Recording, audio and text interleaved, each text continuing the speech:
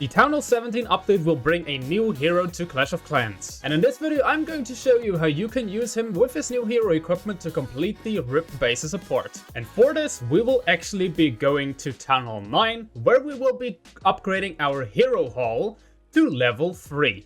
With that, we will unlock the Minion Prince. Yes, you can unlock the new hero on Town Hall 9. Do we now have 3 heroes on Town Hall 9? Yes, but no. We do have 3 heroes to choose from, but we still can only use 2 heroes within the defense as well as the offense. So we just have 1 extra hero, and we can switch between attack strategies or within attacks which heroes we want to use. Now on Town Hall 7, we will have 1 hero slot, and Town Hall 9, we will get a 2nd hero slot, Town Hall 11 a 3rd hero slot, on Town Hall 13 we get the 4th hero slot. Yes, 4 heroes is still the maximum within 1 attack. And yes, with that Clash of Clans of course gets a lot more complicated, because now of course you have to ask yourself, which hero am I going to bring within my attack?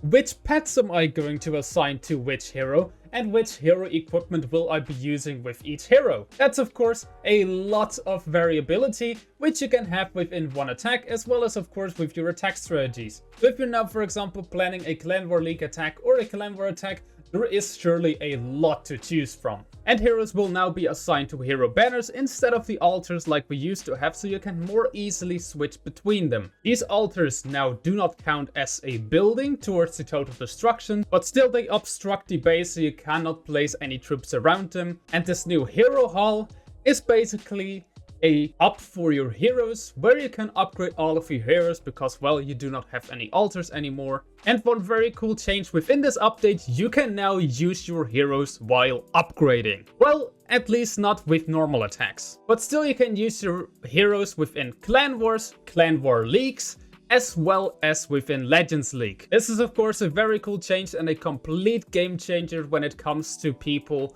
who still are missing out on a lot of hero levels but don't want to miss out on those ores. But now let's take a look at what exactly this new hero does, and for that we'll go back to Town Hall 17. And on Town Hall 17 you can upgrade this new hero to level 19.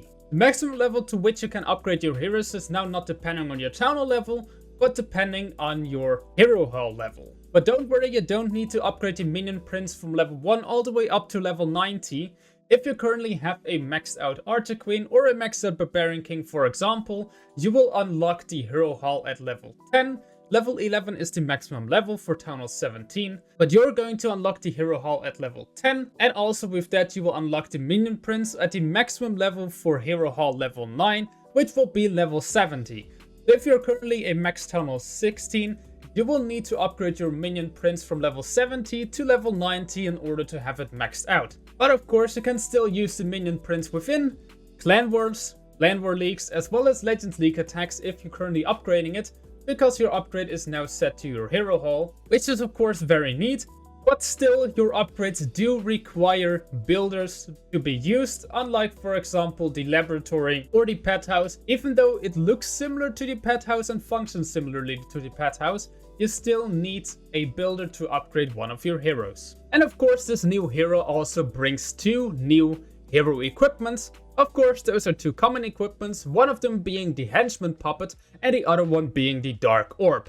The Henchman Puppet on the maximum level basically spawns 2 henchmen, which are basically 2 very strong minions. And they will launch in front of the Minion Prince, and they can tank for the Minion Prince, take out defenses, take out buildings, and so on. It's a very interesting hero equipment, and together with clone spells you can do a lot of cool things, which I'm going to show you in a bit. And the other hero equipment we are going to unlock with the Minion Prince is the Dark Orb.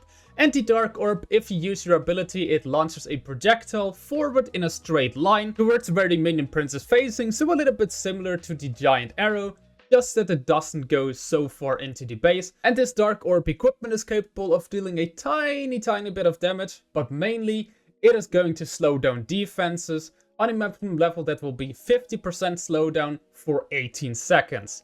And how good that can be, I will show you as well in a bit. And for that, let's take a look at this quick example with a monolith as well as an air defense with a few very tanky buildings in front of it, Of course, this new hero hall is also a building with a lot of hit points. And of course, both the monolith as well as two of the air defenses are of course going to hurt your minion prince a lot. And with the new hero being a minion, he is of course a flying troop, and unlike the warden, he cannot be switched to ground mode. He will be air at all times, making him incredibly frustrating to face on defense. Because, well, ground troops are going to do nothing against him. But now let's take a quick look at both hero equipments in action. We are going to place down our minion prince and instantly going to use the ability. With that, of course, the dark orb launches forward into the direction where the minion prince is facing. So you really need to watch out where the minion prince is facing whenever you use your ability. And now you can also see those henchmen are perfectly tanking for the monolith. With that, the monolith has easily been taken out.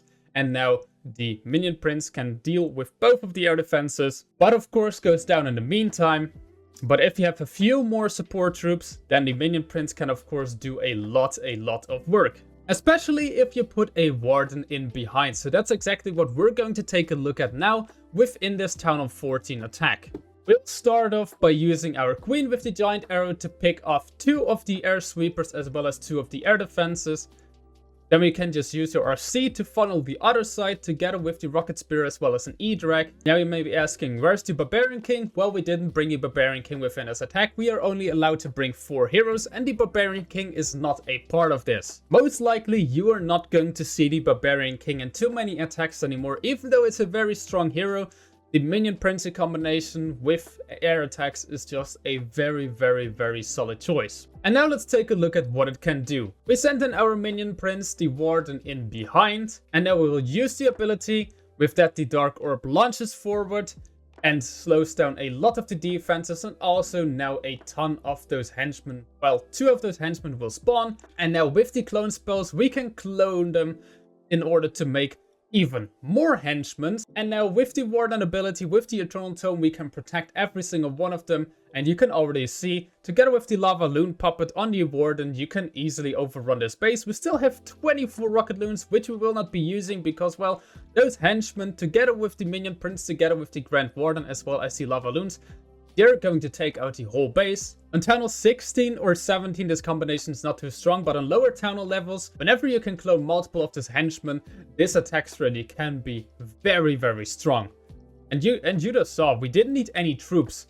We were basically just deploying our Grand Warden with the new Minion Prince, with the new hero equipment, as well as a few clone spells, and this combination easily took out roughly 70% of the base. Quick reminder, if you're planning on buying any in-game items like Gold Pass or any offers, then make sure that you are using a creator code.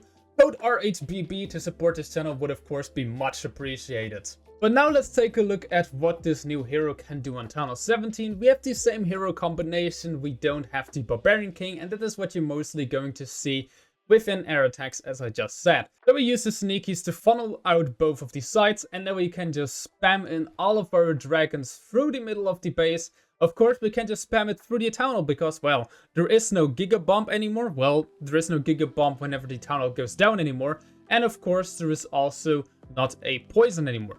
Now the Giga Bomb goes off, we perfectly use the Eternal Tome to cover that, and now these dragons will absolutely tear apart the whole base.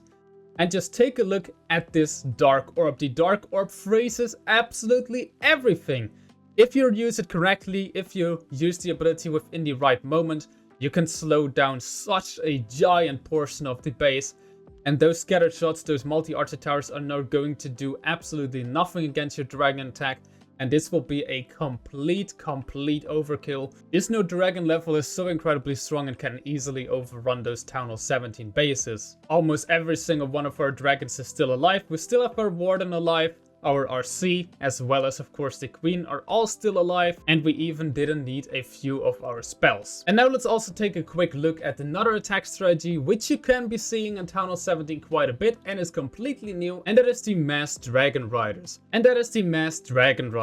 Once again, we have an air attack, so we don't have a Barbarian King, and on our Minion Prince we now actually have the Angry Jelly, and the Angry Jelly with the Minion Prince is actually a very solid combination, because of course he can fly over walls or just fly over the base and therefore go from defense to defense and take it out very easily. And of course, if he is going to face any of those defenses within the core of the base, or well into the direction of the core of the base, you can get a lot of value with this Dark Orb. So the freeze radius is so incredibly big that you can easily freeze the whole core.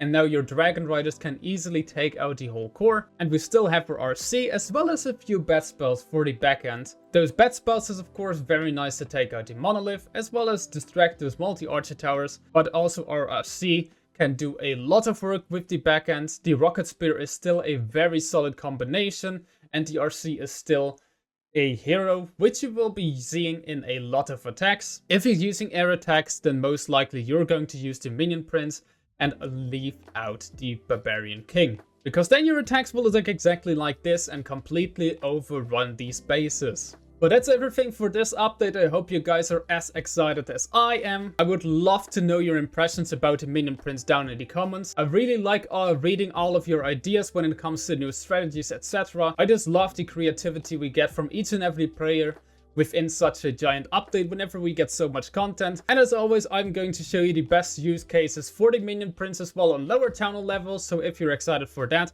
then make sure to also hit the subscribe button. With that, I would say see you guys soon with the next video. Until then, see ya and bye bye.